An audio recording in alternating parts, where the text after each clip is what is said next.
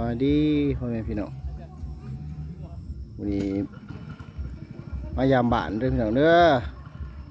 มาบ้านคำหยาดเนาะพี่น้องเมืองสนามสมบูรณ์แขวงจำปาสักเลยซีรีวิวบ้านหน่อยนึง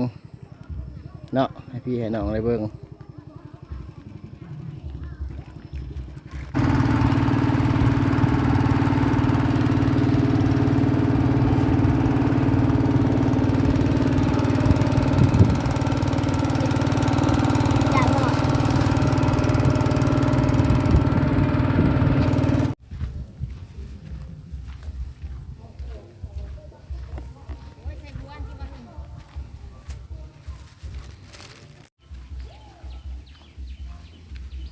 ไต่บ้านพี่น้องเอ้ยขึ้นมาจะท่าว่ากระเจิดนี่แหละ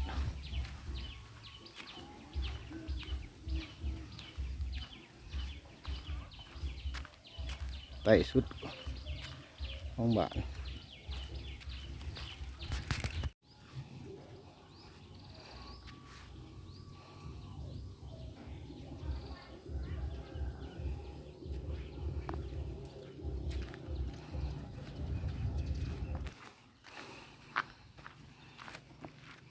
เรามาหอดวัดพี่น้องเลยหอดวัดเราหอดประตูตายเพิ่นประตูโค้งเพิ่นเนี่ยสิเขาพาพี่เนาะเขาไปเบิ่งอยู่ในวัดเนาะ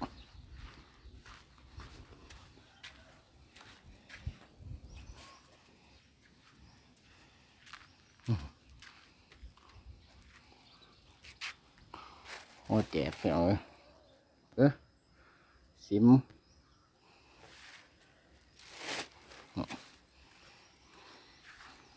เอาไว้เป็นมีเหือนส่วน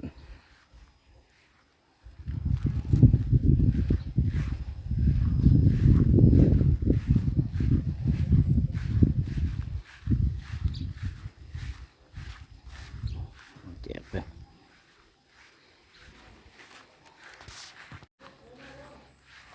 ตีเอาไว้กุดตี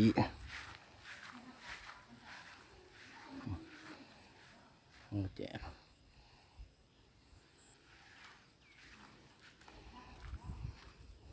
โอเคผมมาทางเหนือไปเส้นประตูโค้งใหม่สร้างข้างล่างสำเร็จพี่น้องเลยงามหลายข้างก็มีน้องสา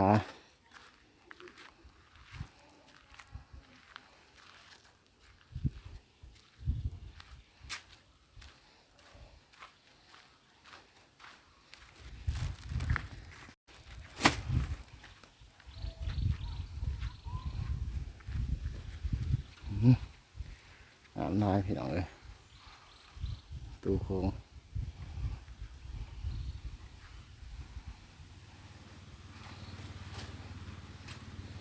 นี่คือหอปูตาเนาะหอจับหวาน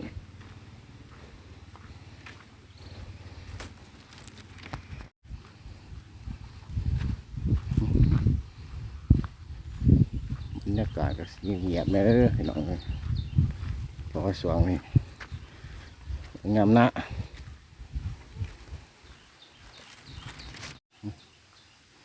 บรรยากาศทั้งบุ่งพี่น้องเลย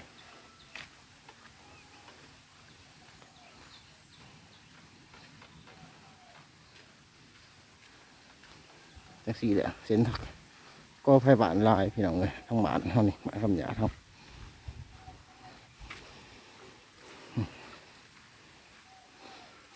เยอะนี่สว่างนี่เกี่ยวงามฝน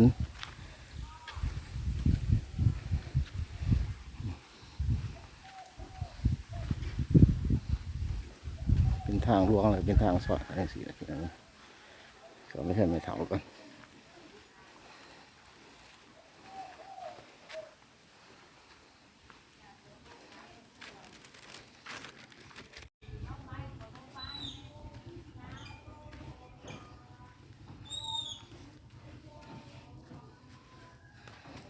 งานทั้งกลางบ้าน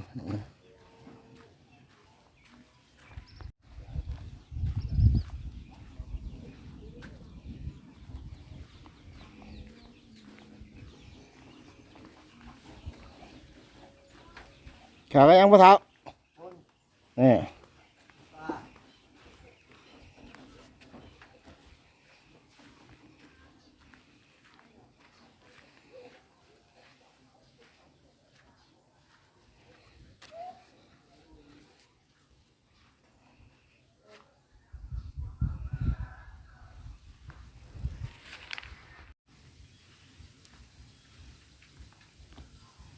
ทางบุงอย่างไร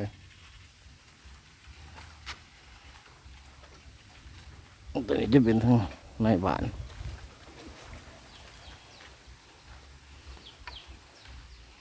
บรรยากาศมันก็เป็นเงียบๆพี่น้องก็จะไปทำให้ลำหน้าเวท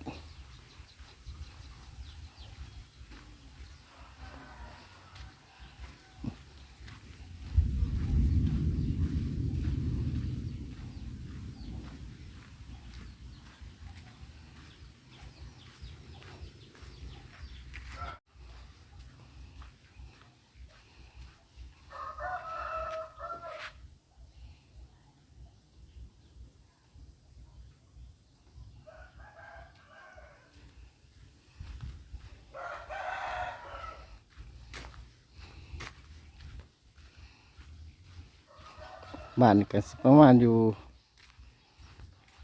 ร้อยกว่าหลังคาเหือนเลย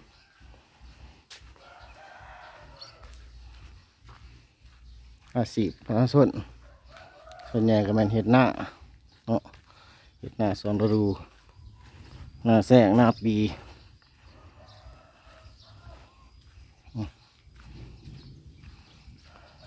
บรรยากาศฝนก็สิตก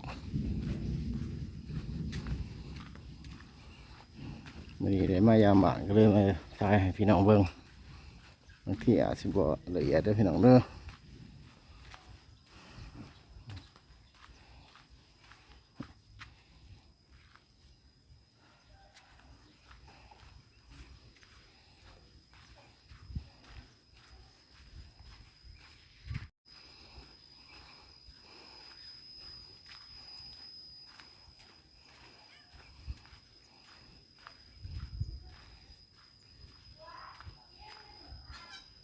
มาหอเถื่อนนะพี่น้อง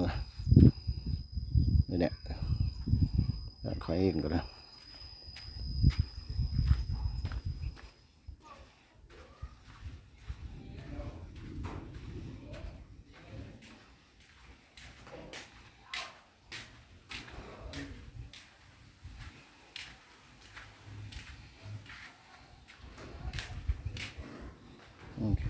เพื่อนสาวหลัง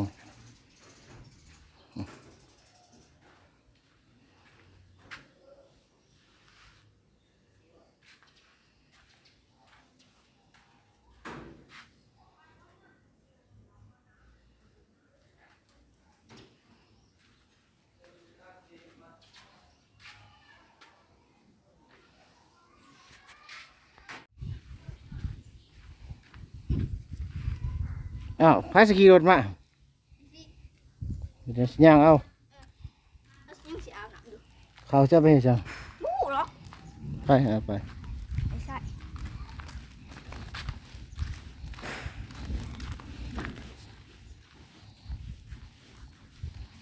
ว่าเฮ็ดยังฮะมาดำหน้า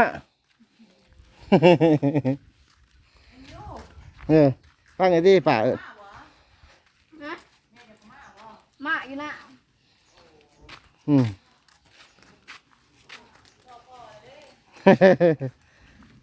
อีก2 ปีนี่ก็ซ้ำแล้ว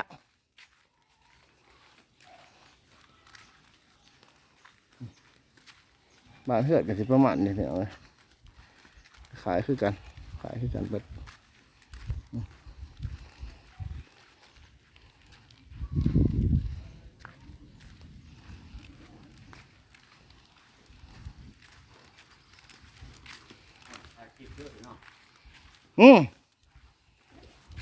ว่าจะได้ทำหน้าบ่ฮะมาเรียนซื้อไปแล้วจะออกไปข้าวสารกินเขาว มา มา มา อยู่นะ อืม ว่า เฮ็ดยัง ฮะ มาดินซื่อๆ เออ ไอ้แล้ว ๆ สิออกไปข้าวสารกินเขาว มา อยู่นะ เออ ไป ๆ ๆ ถ่ายเอาหมูดิพอที่ถ่ายเอาเข้ากะเปิดได้เว้ย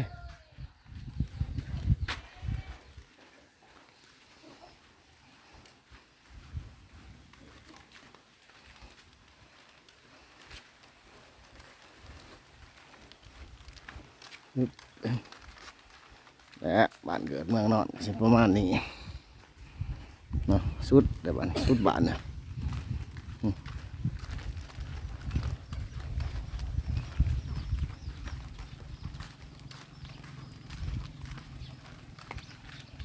ชุดอยู่นี่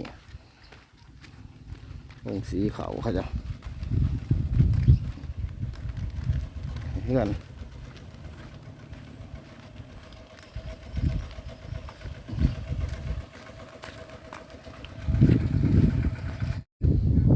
บรรยากาศข้างนอกบ้านพี่น้องเลยโอ้ฝนถึงสิมาเพราะฝนพี่น้องเอ้ยวัดอยู่ไกลๆ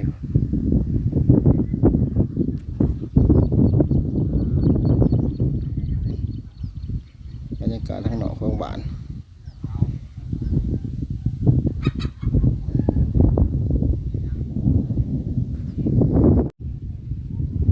ศิลปินคลิปไปสำนีกันเลยพี่น้องเด้อใจที่เพิ่งมาส้มคลิปแต่ต้นจนจบเนาะการรีวิวบ้านกันสิสำนีหยุดไปสำนีก่อนฝนมาแล้ว